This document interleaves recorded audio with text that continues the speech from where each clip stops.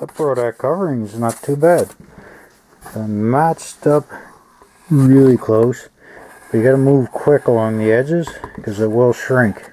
I find she's kind of delicate here. I cooled it off, didn't, like I'm talking from 4 to 3.5. It's not quite 4 on my hanger 9 sealing iron. But if I go to 3.5, it doesn't really stick it down very well. And if I go just a little higher to 4, then it tends to want to shrink it up pretty good. Which is not a big deal, but it does leave a little white spot, which I found you can rub out a bit. But the color match is pretty damn close, and it's actually closer than I've gotten with Monaco, to be honest with you. So it went on well, and I got my overlaps to work not too bad. So the seam is pretty much what it was factory. And like I did on this side, I just peeled the covering on the top right back, so now I can just iron it right around. Although there is a section here that's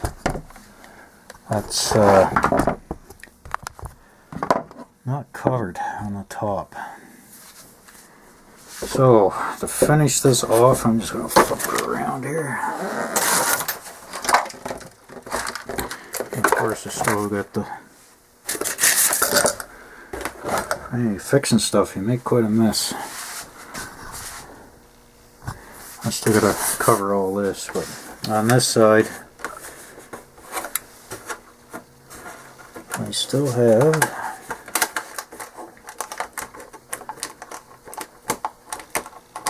this section here of the stab to do as well. But she's doing pretty good. And, you know, despite the fact that I peeled this covering back, it goes back pretty nice. I was actually pleasantly surprised, even though there's wood stuck to it and everything.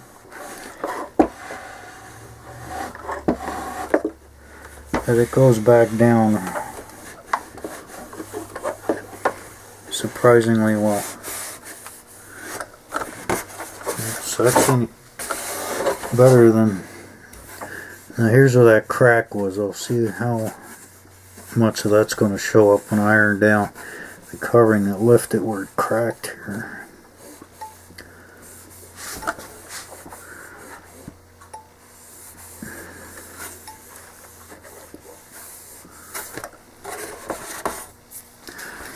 Well, to be honest with you, there's a little crease.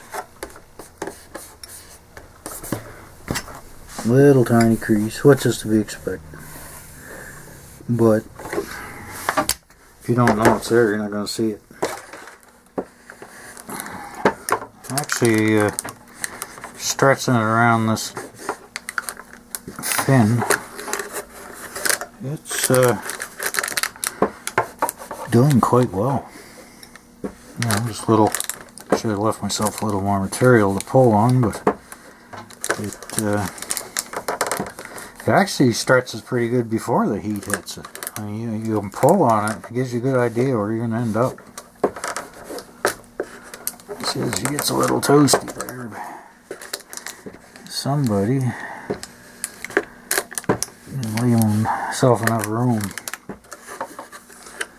Yeah. Oh, that's the right side of the fin done.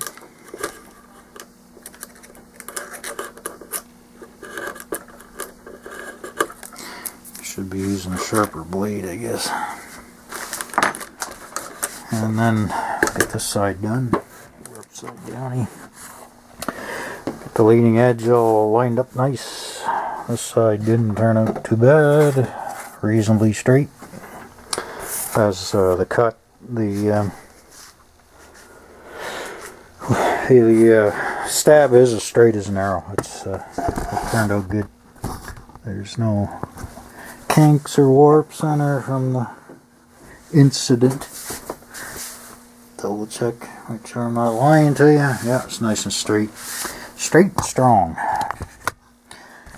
Straight and strong.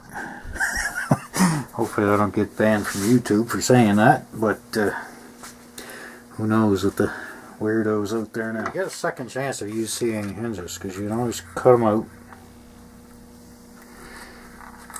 And I chased the side of the hinge because the top one broke with the knife.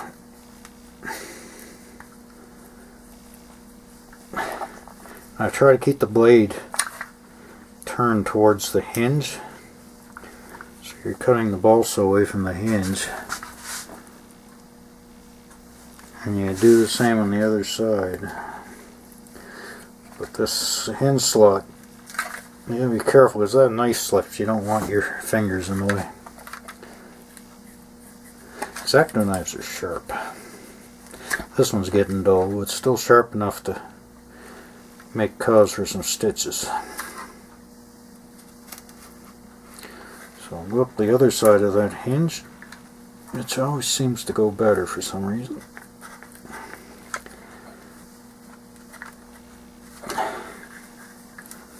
Yeah. Go down the other way a little bit here. I don't even know where. There. And yeah, hopefully it's enough so I can get in there with these small needle nose pliers. And you will do some damage getting in there. You don't always get it out. And go up high enough. There. Once you go high enough, it's like pulling teeth. And you can see there's a tiny little bit of damage there. Now I can just put some balsa in there, fill those dings up, and or not. Turns out those dings aren't going to be an issue because I do have to put a little V in here to get the hinges tight. The bottom one's too loose, so what I'll do the same thing I had to do on the top one. I'll glue. As if, just let's see, say this is the bottom, I'll just glue some balsa to the side, and that'll help fill up that gap, because that's pretty loose. Well, there we have it, back in flying condition.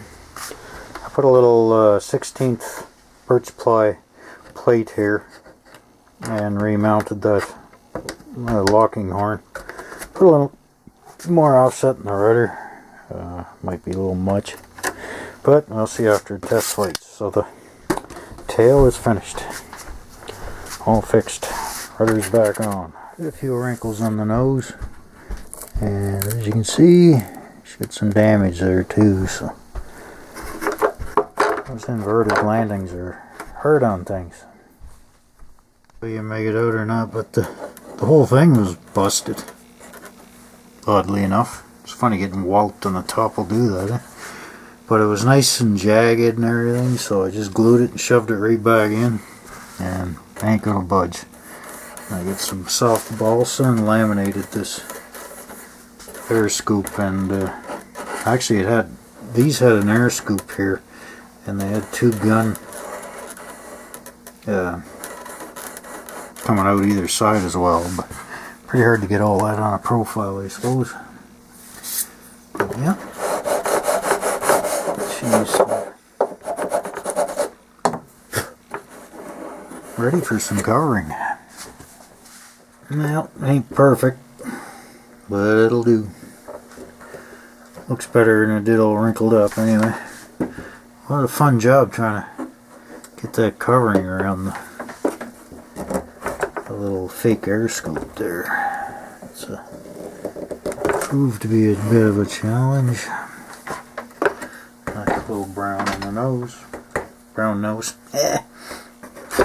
So next, put the engine on. And engine, I should say motor. The electric motor and my speed controller and all that shit back on. And everything is tight again. Now, outside loops will be at an increased altitude. Well, folks, first time in my life I ever experienced this. Ever. This is a master air screw. All I did was sand some of the flashing off it. And I expected I'd be sanding the hell out of one of the tips.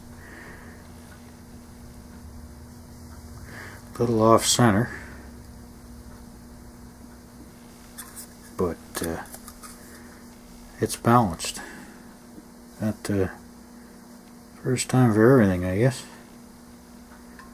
Yeah, she's heavy up here. But tip to tip, I've never had one balanced before. What do you know?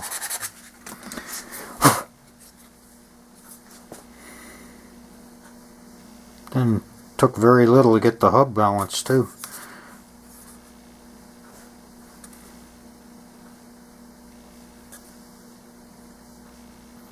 There's the smell. She's pretty good. Good enough for me. Well, all back together. I left the spinner on at the skid marks as a momentum. Got all my speed controller and all this crap back on. And everything's hooked up. Ready to stick the battery in her. I put a couple of washers on this side to give it a little more offset. So maybe I'll get a little better line tension. Plus I always got the adjustments on the lead outs as well. And I get a little more offset in the rudder. Had some in, was the wrong way. Good thing I double checked these things. And the other change is I went with the 11.6 prop. That's why I got a master. It had 11.5.5. I'll try 11.6 to get the lap time up and the RPM down a little bit. And if I could have found an APC, I would have used it. But the props seem to be at a premium here lately for some reason. So, there she is. One repaired, refinned. All I got left to do is make another decal for the vertical fin. Other than that, she's ready to rock. Yeah, all I need now is some weather.